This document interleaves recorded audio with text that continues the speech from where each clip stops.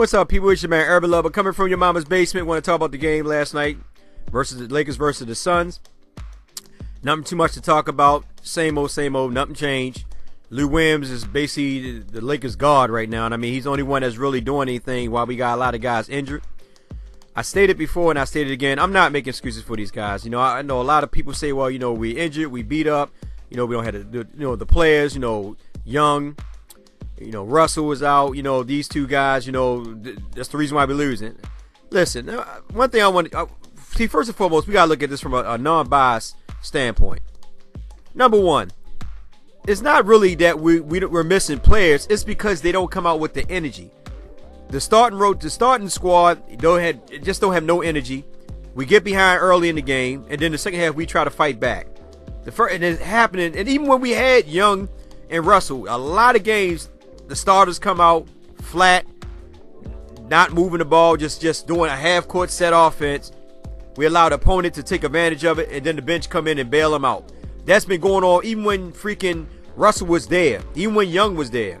And you can see it because there's quarters where we actually, matter of fact, if you look at the Suns are not a good team. I don't know if they're a good team. They just ain't being coached right because they ain't got 10 wins yet.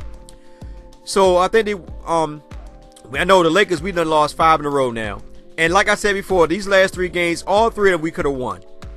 All you got to do is look at the game, look at the quarters. First half, we come out flat, no energy. We weren't aggressive. We didn't force no turnovers. We didn't do anything. We let Phoenix Suns do whatever they want. In the interior offense, the guy Lynn was, playing like he's an all-star, like he was freaking Dikembe Mutombo or somebody. I mean, just dunking. I mean, just no interior defense. The perimeter kept getting broke down. Bledsoe and them doing whatever they want, shooting jumpers, banging threes. Barbosa coming in, breaking freaking Lou Aldane down, to get an easy layup. It was just terrible. Like I said, the first half we just was flat. Lou Williams, the only one that really kept us in the game. Second half, we came out, we played with a lot more energy because we were behind. We were down by 15, 20 points. I don't freaking know. It was frustrating. Like I said today, we just looked terrible. But I'm going to go through the stats real quick, and I'm going to talk about a couple of players, and I'm going to close this out. Anyway, Phoenix shot 47% from the field. We shot 46%. Phoenix shot 43% from the three-point arc. My goodness. We shot 34. They were 13 for 30. We were 9 for 26.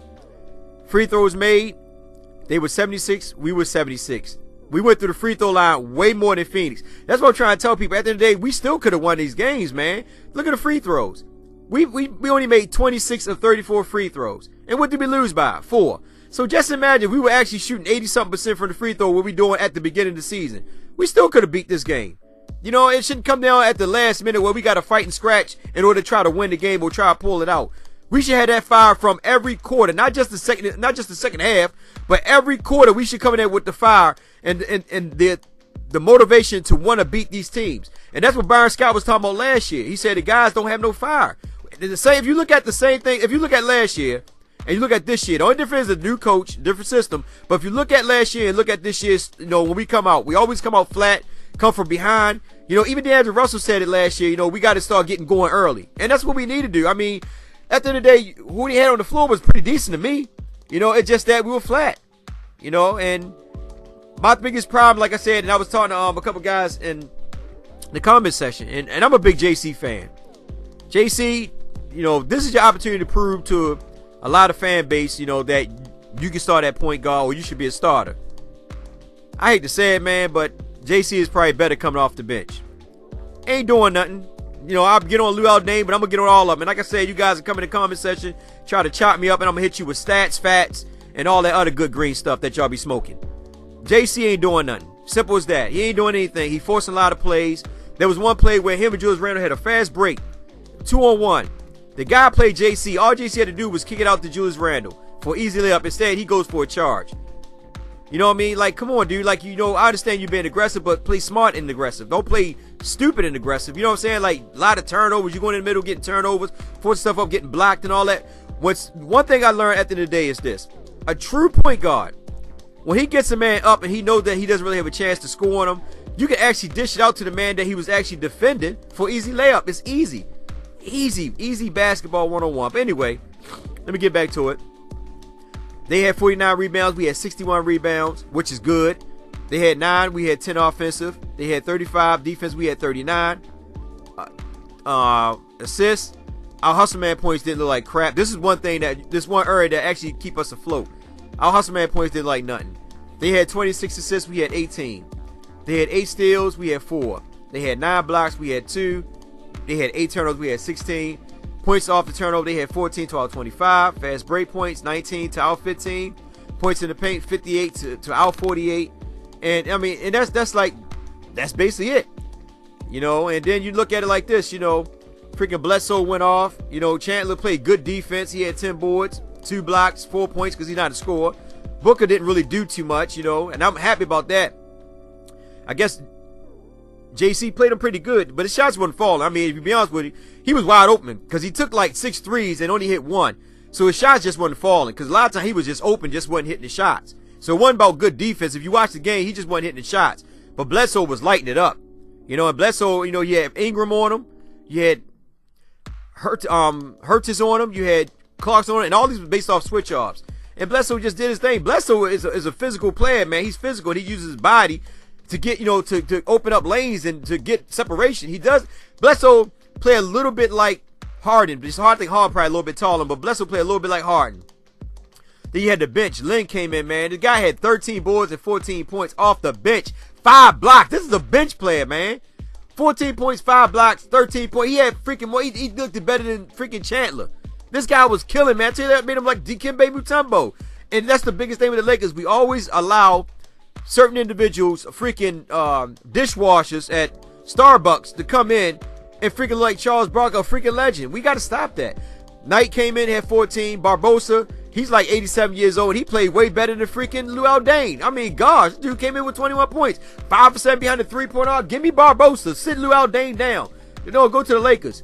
Randall, I think, and I'm going to say this over and over again. I really think Randall is not 100% because when y'all seen that last play, when he tried to go for that steal and he fell down and hold his hip, remember, he went out for the, I think he had a hip point or something like that. He was holding that hip again. I don't know. I don't think he was 100%. They just cleared him to play.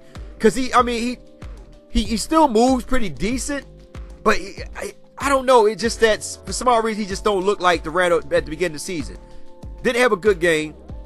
You know, he did have 9 rebounds. He did have 5 assists, but he had 6 turnovers to go with it.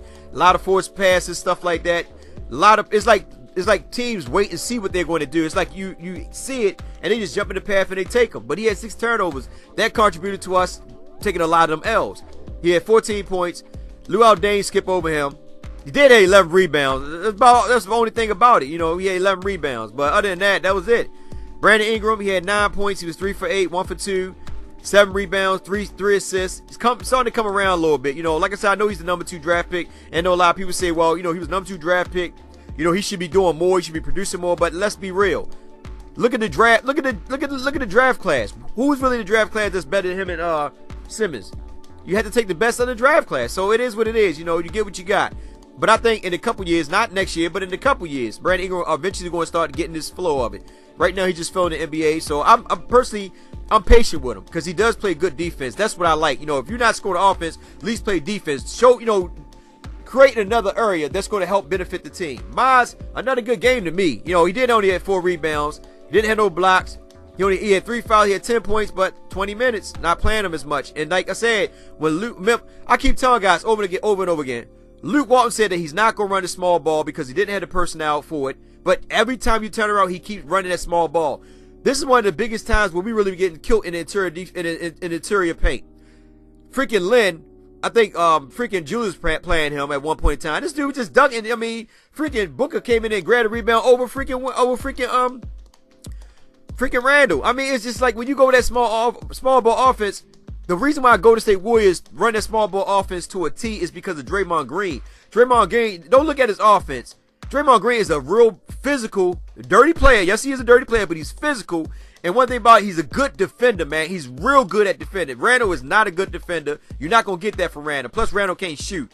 So that will hurt that small ball offense. I wouldn't run it. Be honest with you, I would have brought freaking Robinson in early and let him play behind freaking Miles. I wouldn't have ran that small ball offense. When I seen freaking Lynn coming in, grabbing all the offensive boards, dunking like that, I'd have called a timeout right off the back and brought Robinson, at least somebody a little bit taller, a little bit more physical to play on that guy, man. But it's Lew Walton. He didn't bring him in until, like, I don't know. He only got 11 minutes, but he should have got more playing time than that. That to me is crazy. Jordan Clarkson, like I said, 6 for 17. Stand behind that 3-point arc. He's not a good shooter. I don't know what happened, but, in one of his videos, they show him hitting like 10 threes in a row, 15 threes in a row. That's because nobody's sticking him. But when pressure is on, he's not making them shots. He's inconsistent with the three-pointer. That's why I say he reminds me so much of John Starks back with the New York Knicks. I prefer Clarkson to get to the paint and score. You know what I mean? Just work your magic in the paint, but look to draw fouls too, so you can go to the free throw line to help your point in your stat.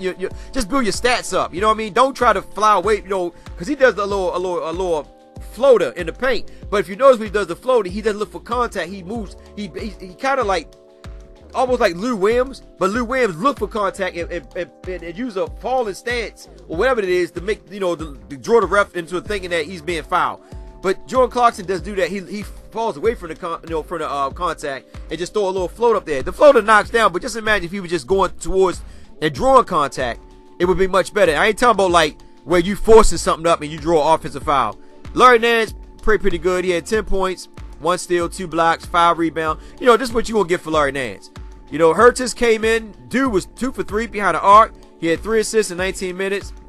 He's 5 for 7. He had 1 rebound. He was 12 points. Lou Williams, the unsung hero as always. Only one that's keeping us in these games is him. And right now, like I tell people over and over again, this is the main reason why I try to critique players according to what I see.